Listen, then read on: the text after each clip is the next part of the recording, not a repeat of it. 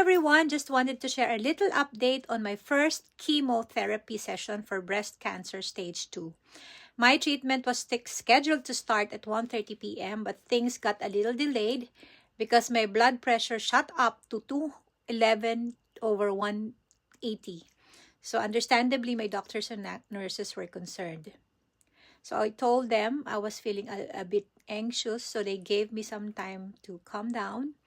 And I used that time to pray and focus on my breathing, something I've been practicing a lot lately. So after that, they checked my BP again and decided it was safe to start. So my treatment finally began at 2:20 p.m. Japan time and finished at 5 p.m. And you know what?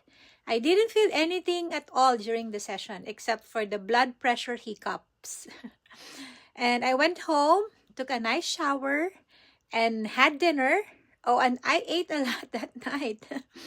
Then I went to bed at 8 p.m. I slept like a baby until 10 a.m. this morning. So I feel good overall, though my mouth tastes a bit like a medicine. So for anyone about to start chemo, don't worry. You've got this. My first day went well and I'm feeling positive. So see you next week for my second treatment. Bye for now.